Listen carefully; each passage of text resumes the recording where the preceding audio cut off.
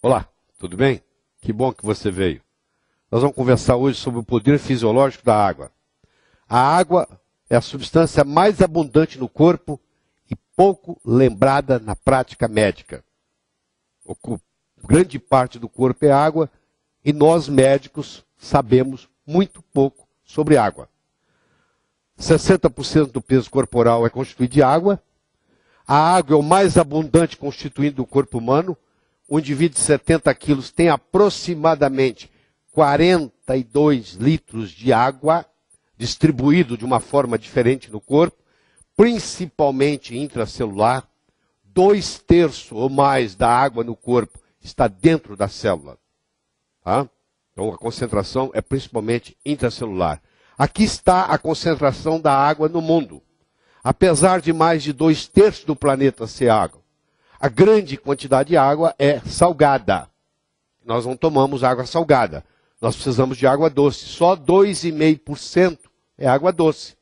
E desses 2,5%, só 0,36% está disponível em lagos, rios e pântanos. 1/3, mais ou menos, 1/5, mais ou menos, 1/4 disso aqui está no subsolo e os outros estão nos polos, congelados na forma de gelo. O Brasil, apesar de ter rios caudalosos, grande parte da água brasileira, infelizmente, está contaminada, principalmente por metais tóxicos, metais pesados. Aqui está a molécula da água. A água é formada de 2 hidrogênios, que são os polos positivos, e o oxigênio, que é o polo negativo. Então ela tem uma polaridade do H2O.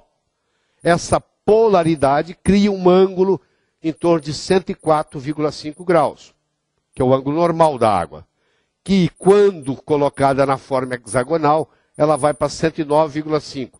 Para ser colocada na forma hexagonal, a água tem que ser ionizada ou a água tem que ser congelada.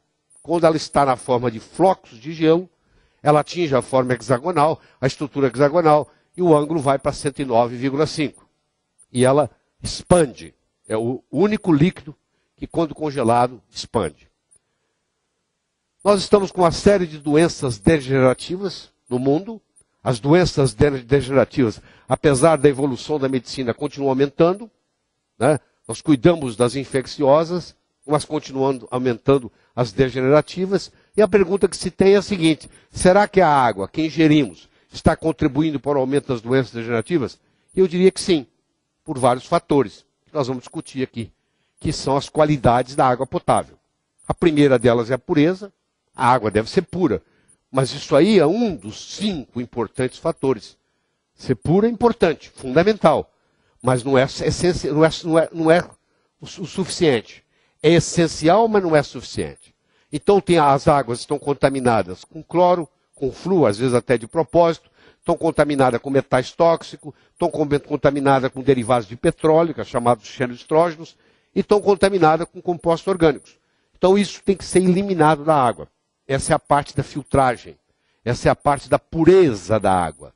Isso é um dos fatores. Eu posso ter 10 águas puras e elas serem de qualidade totalmente diferente. Porque a pureza é apenas um dos constituintes. O segundo constituinte da água é o pH. O pH é o seguinte: quanto mais alcalino, melhor.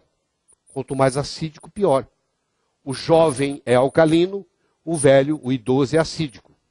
O sangue tem um pH em torno de 7,35, 7,45. O ideal seria você tomar uma água que tem um pH acima de 7,35, 7,45, no mínimo. Porque todas as vezes que você toma um líquido que tem um pH menor do que o pH do sangue, você está promovendo no corpo um sacrifício.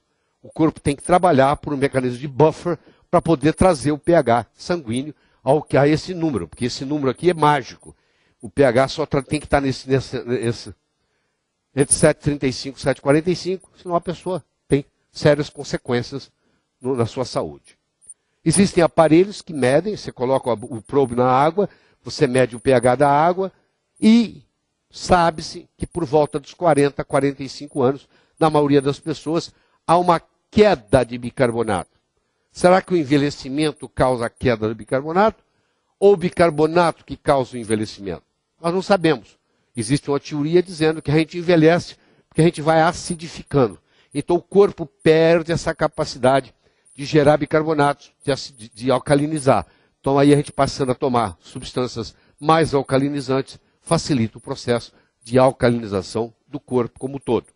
Todas as vezes que nós ingerimos algo alcalino, por um mecanismo compensatório, o nosso estômago vai produzir ácido clorídrico. Mas o estômago não consegue produzir ácido clorídrico sem ao mesmo tempo produzir bicarbonato de sódio. Então ele produz o ácido clorídrico que vai para dentro do estômago e ele produz o bicarbonato de sódio que vai para o sangue, que vai para o tecido, que vai para a célula. Então esse mecanismo é por isso, porque alguém vai dizer, mas você toma uma água alcalina, quando bate no estômago, ela vai se acidificar de qualquer forma, mas vai se acidificar desse jeito. Mas ao mesmo tempo o bicarbonato está sendo produzido e está sendo colocado no sangue. Todo alimento gera no seu metabolismo final um lixo de natureza acídica. Então uma refeição que você faz, um almoço, um jantar, um café da manhã, ao final aquilo ali vai ter uma reação acídica. O corpo tem que trabalhar para fazer aquilo ficar alcalino. Outra característica importantíssima da água, que a maioria desconhece, é a sua capacidade de ser oxidante ou antioxidante. Quando o redox é positivo, a água é oxidante. Quando o redox é negativo, a água é antioxidante. A grande maioria das águas, a grande maioria é oxidante. Ou seja, ele oxida o corpo, enferruja o corpo. A água ionizada é uma água antioxidante. Então, o oxidante e o antioxidante é o seguinte, você tem aqui uma estrutura, você tem aqui as órbitas, você tem aqui os elétrons girando, eles estão equilibrados em um par, um roda no sentido horário, outro roda no sentido anti-horário. Se você remove um desses elétrons, essa estrutura fica um oxidante. E ela sai procurando um elétron para compensar isso aqui. E aí, aquela estrutura que deu para esse, fica oxidante. E aí você tem uma reação em cascata, que pode dar 10 mil reações de uma vez. Você mede a capacidade oxidante ou antioxidante da água em milivolts. Existem aparelhos especiais que você coloca lá o probe e sai a medida. E isso aí determina se ela é oxidante ou antioxidante. A outra característica importante da água é a condutibilidade. A água tem que conduzir, ela tem que ser um solvente cujos solutos são iônicos, ela tem que ter minerais dissolvidos nela.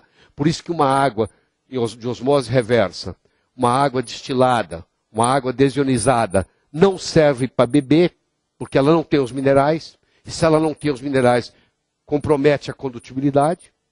E além de comprometer a condutibilidade, essa água agora vai puxar minerais do osso e vai a longo prazo causar osteoporose. Existem aparelhos que são capazes de medir, que você tem que ter no mínimo para uma água ser boa, 100 partículas por milhão de minerais dissolvidos nessa água.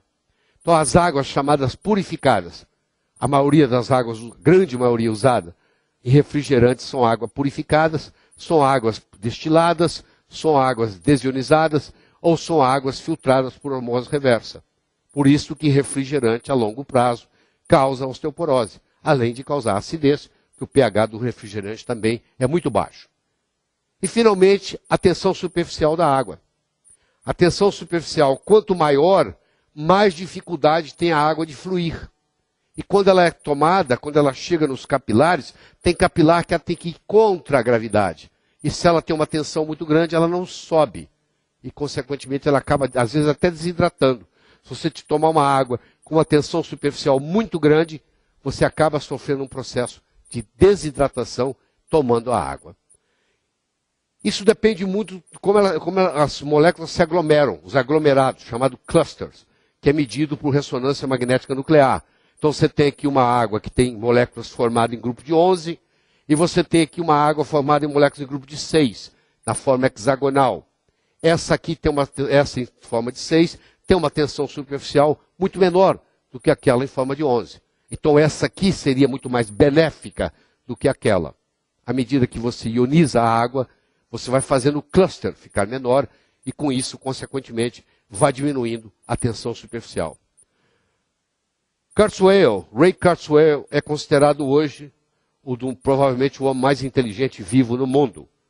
E ele tem um livro sobre medicina, apesar de não ser médico, junto em parceria com um médico, eles escreveram um livro chamado Transcend, para não deixar você envelhecer.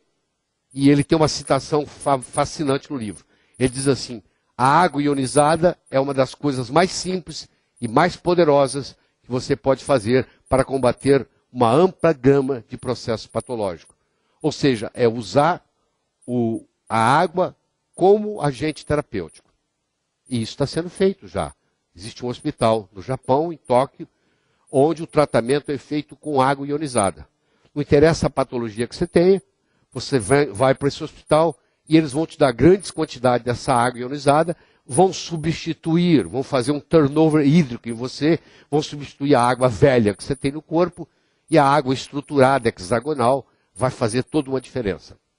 Então, o que nós temos, nossa conclusão é o seguinte: quando você procura uma água boa, para se beber, com grande qualidade, ela, além de ter pureza, ela tem que ter um pH elevado, ela tem que ter um ORP negativo, ela tem que ter uma boa condutibilidade e ela tem que ter uma baixa tensão superficial.